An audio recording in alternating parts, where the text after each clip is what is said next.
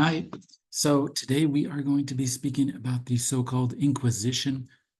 It is a translation of the word Mihna. It is an event that occurred during the reign of Al-Ma'mun, one of the Abbasid caliphs that we are studying. And in this mini lecture, I want to speak about what was the importance of the Mihna and what did it signal about the development of Islam and authority, political authority. There's a brief timeline. Up to this point, we've talked about the death of the Prophet Muhammad in 632. Of course, after his death, there was no clear chain of succession, but also no clear idea of what exactly would it mean to succeed the Prophet Muhammad, other than that his successor would not be a prophet himself. And during the 680s, people in Kufa and Basra, so the parts of southern Iraq today, started collecting reports about what the Prophet Muhammad was doing and saying. But this really took off during the reign of Harun al-Rashid and became a general movement. In fact, a general group of people devoted to following the example of the Prophet Muhammad as the sole authority as to how to follow the religion of Islam and in general to create law. And this became known as the Hadith Party. And already by 692, we have the Umayyad Caliph Abdul Malik ranting against Hadith collectors, saying that really the only important thing in the religion is not the example of the Prophet Muhammad, but the Quran itself. And he was doing so partially to emphasize the role of the Caliph, a word that he had introduced, Khalifatullah, to, let's say, direct and decide matters of religion and law. Now, during the reign of Al-Ma'mun, who we'll speak about, we start seeing this event called the Mihna, and it continues for quite a while, from around, I believe, 831 to 851 or so. Now, remember, all of this relies on the question of what is the hadith. Hadith are just pieces of news or information about what the Prophet Muhammad did or said. All of this becomes part of the so-called sunnah, the deeds of the Prophet Muhammad. Now, the Hadith Party transformed these reports about the Prophet Muhammad into an entire system of knowledge. So they made sure to have a chain of transmission for each one. And they emphasized the morality of the transmission. So this was all happening about 200 years after the death of the Prophet Muhammad. And they started compiling these maths of the hadiths into large compilations, and they started collecting information about everyone who was a transmitter. And this became a common form of literary genre in the Islamic world called tabaqat, basically literally generations, but we should know them more as like biographical dictionaries. They're long descriptions of different important people that lived different periods. And eventually they become not just devoted to hadith transmitters, but also things like blind physicians or scholars in general, or poets, or people who collected tulips. You could have a biographical dictionary about anything at all. Now, as I pointed out, the Hadith Party was really coming to the fore during the period of the Caliph Harun al-Rashid, one of the chief Abbasid caliphs at the high point of the Abbasids.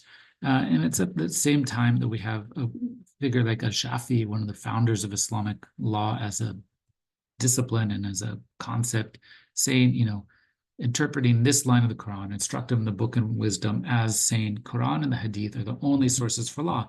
And as I pointed out, the caliphs disagreed with this. They said, no, we have a larger role to play. Long story short, some of the Hadith Party, as I spoke about in the last lecture, instituted a sort of separation of religion and state here, right? So there's an idea that the king is responsible for certain things like, running the country, defending the borders, et cetera, but doesn't have a say in determining religion and law. Cannot say what it means to be a Muslim or what should be a good Muslim. And as part of this process, they created this idea of political quietism. as one of them said, 60 years of tyranny is better than an hour of civil strife. So the whole point is that Muslims shouldn't be fighting civil wars with each other over who's in charge of the country.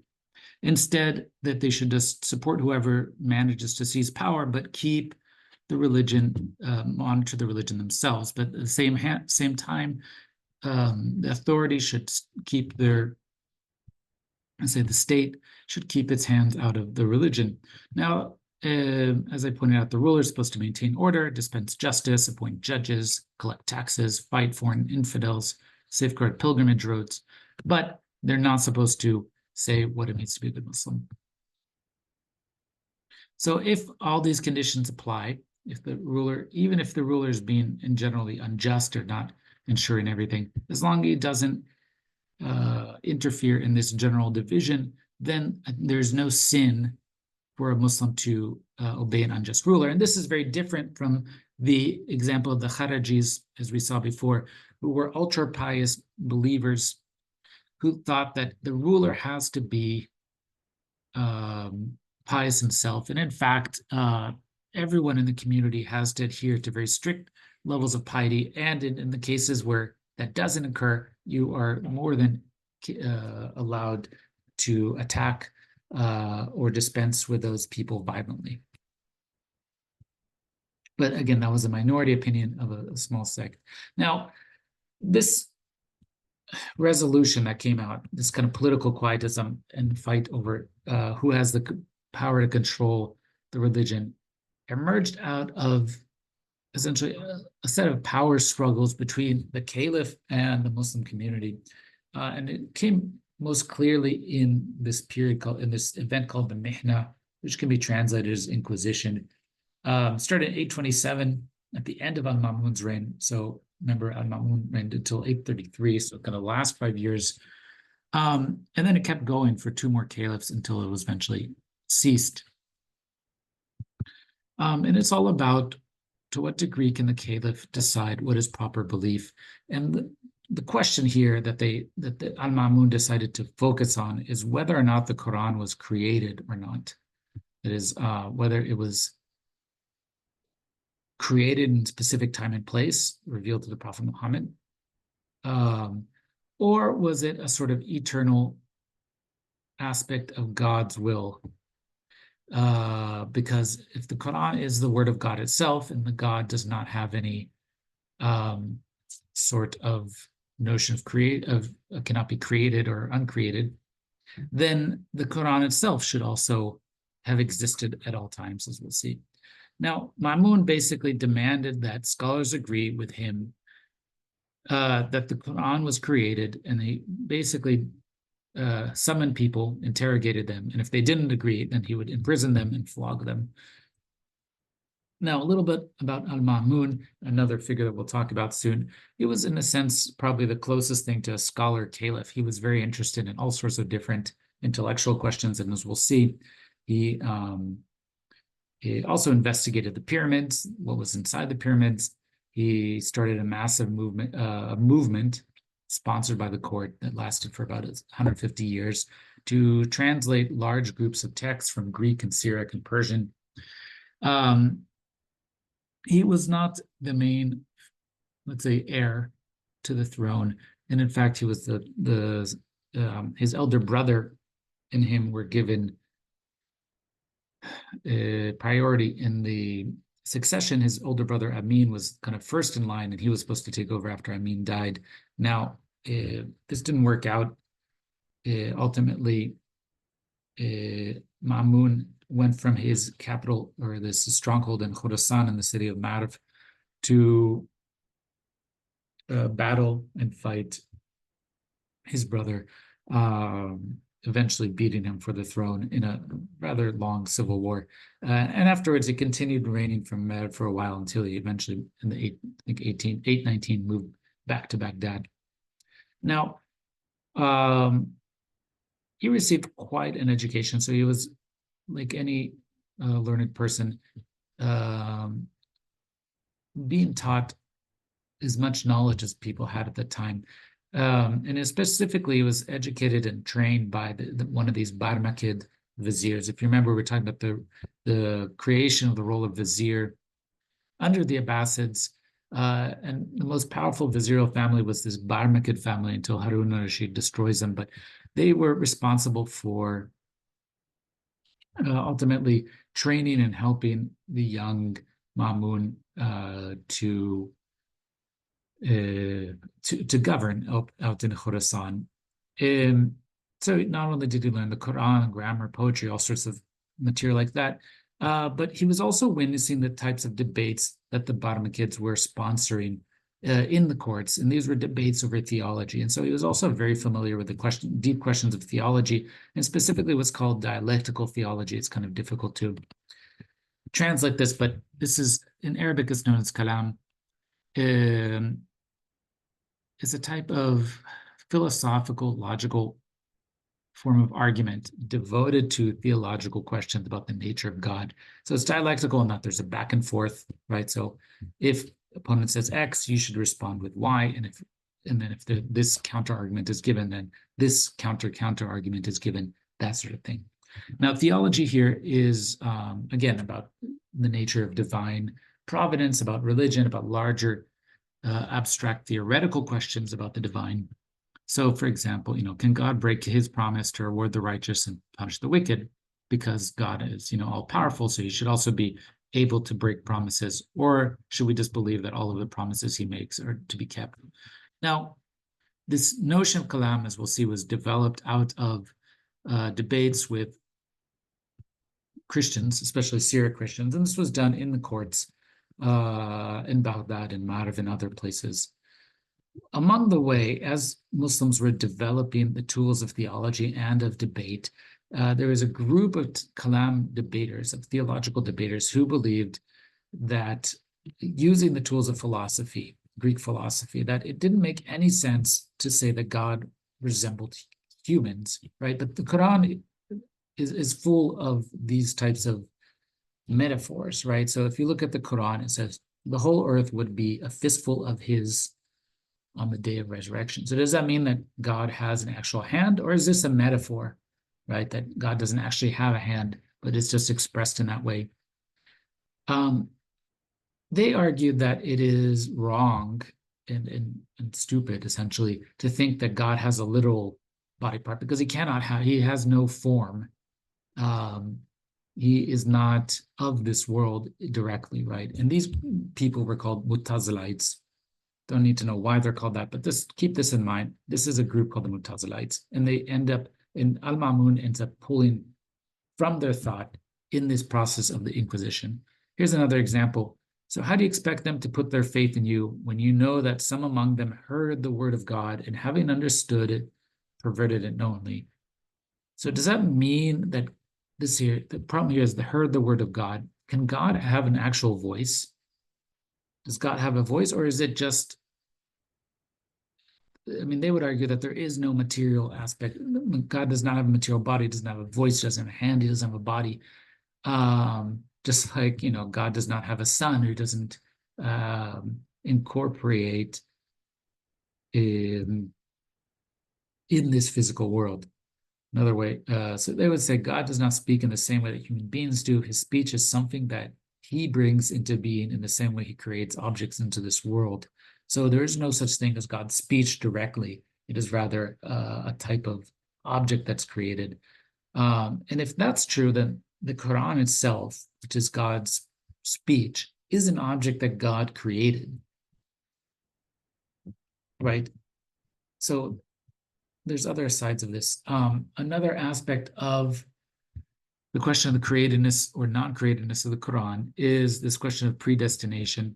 So if the Quran is uncreated, if it's always like God, eternal, and always been around, then why does it actually clearly respond to events in the Muslim community's history, right? It's clearly responding to challenges that Muhammad faced. Now, does that mean that all of this was predetermined, that Muhammad and everyone else are just playing out a sort of role that has already been written down? Has everything already been decided? And if that's the case, if there's a question of predestination, are sinners now predestined to commit sin, right? So if you murder someone, is that all part of God's plan, or not? So people generally do not like the idea of predestination. So the question here is, when does if you believe that the Quran is uncreated, then you kind of believe predestination, and this is bad. A lot of this also revolves into questions of Platonic theory of forms, of Greek philosophy, which was widespread at the time, usually through Syriac and sometimes translated to Persian, and it was now being translated into Arabic. And in this case, there's an idea that there is, for example, the theory of forms, there's a world of ideas and a world of the senses. Now, God's speech exists at the world of ideas. It does not exist at the world of the senses. At every moment that the Quran moves from the world of kind of ideal creation to the space in which we interact with it, it's moving to this space, to this lower realm, right? So here's the Platonic form of a horse, which is kind of the generic perfect horse. But each instance of a horse in this world is different, right? So there's short horses, there's blonde horses, there's tall horses, there's horses with blue eyes or whatever.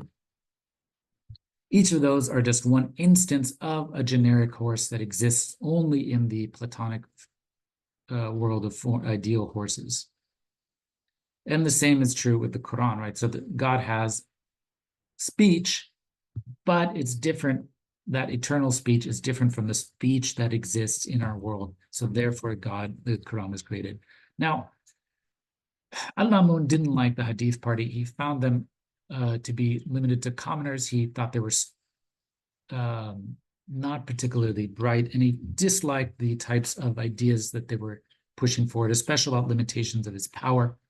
He was preferring the Shia idea of an imam, that the community needs a leader that decides what is proper belief. And in fact, he was playing around with this in different times. So after his civil war that brought him to power, he designated Al-Ridda, one of the descendants of Ali, as his heir, even though Al-Ridda was mysteriously killed a year later. So obviously this was all kind of some sort of weird ploy, but he was playing with these pro-Shi'i positions. He preferred certain companions of the Prophet Muhammad over Ali, others, and can continue to say, Ali was the best of men. So he's trying to push this idea that supported by proto-Shias or Shias, that Ali and his descendants are the best of possible men, that they should be the leaders, and that ultimately they are the model for governance. And this would be a stronger vision of the caliph. So to do this, he started an inquisition called the Mihna, in which he basically forced religious scholars or anyone writing and arguing at that time to accept the caliph's religious authority. And he just picked, in this case, they picked one of the debates that was going on at the time, which is whether or not the Quran was created.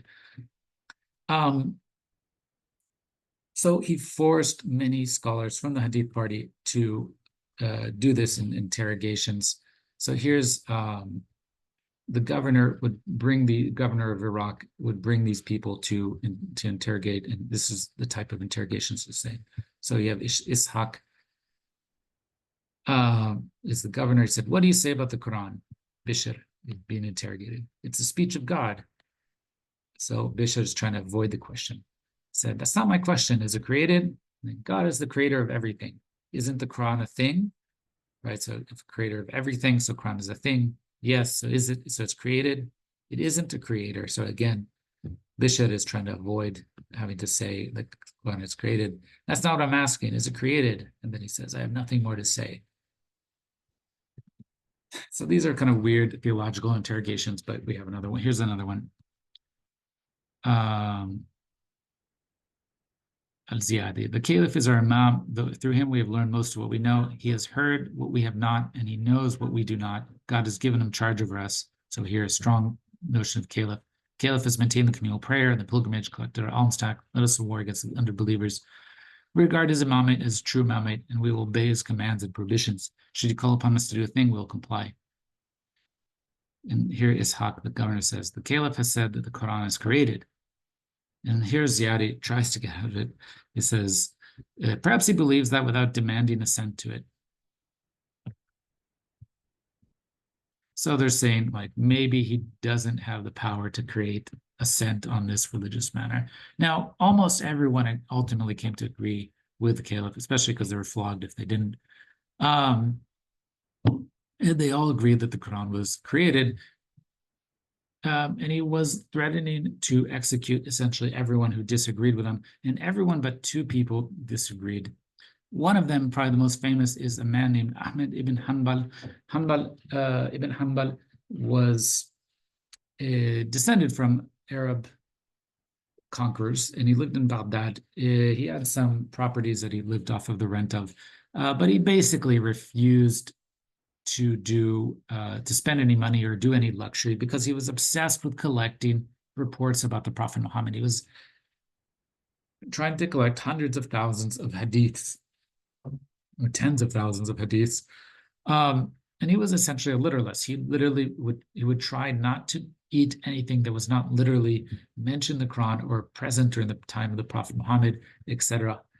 And for his stance against the Caliph, Ma'mun, and then the later one, he was imprisoned for years. He was beaten and eventually was released when it was clear that they simply could not change his mind. And then he became this kind of image of a just, pious religious scholar standing up to the unjust power of the state. And over time, he created immense public following, so much so that all sorts of miracles are attributed to him.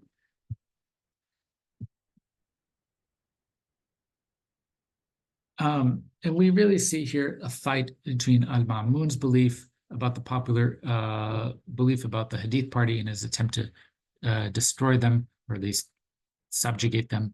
So al-Ma'mun says, calls them a great mass of ignorant subjects and the rabble of the common people who have no capacity for reflection, insight, or reasoning from God's proof and guidance. Al-Jahiz, another important scholar at the time, literature, says he clearly says that popular support for the anthropomorphists, that is, the literalists, people believe the Quran is uncreated, comes from plasterers, weavers, boatmen, goldsmiths, and like. So would be kind of the middle class, people who have some education, who have some training, who are not poor, but are basically not educated in theology, etc.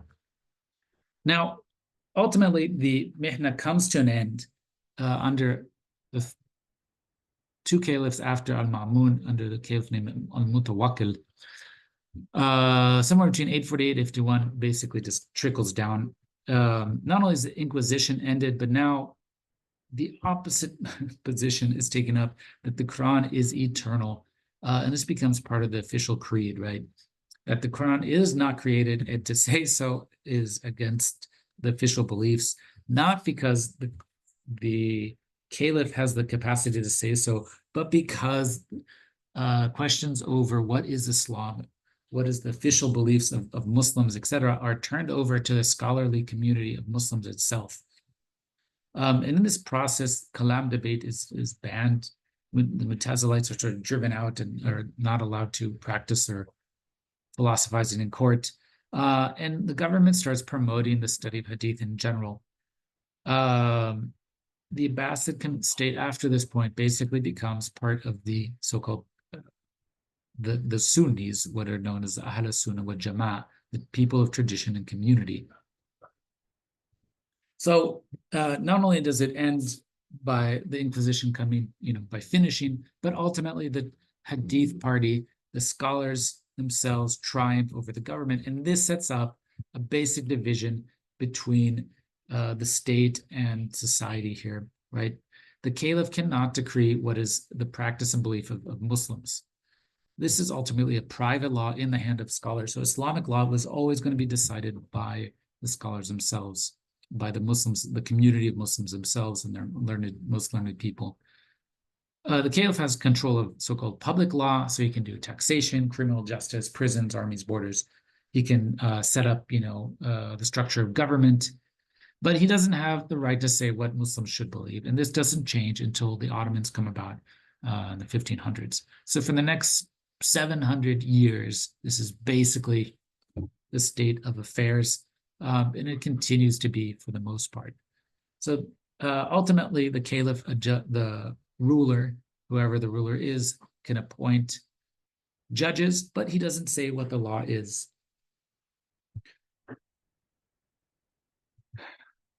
And as I pointed out, this all goes back to the question of what are the limits on political authority at that time. This is one of the battles in which the nature of political leadership is defined in the early Islamic period. And we're going to end it with that. Goodbye.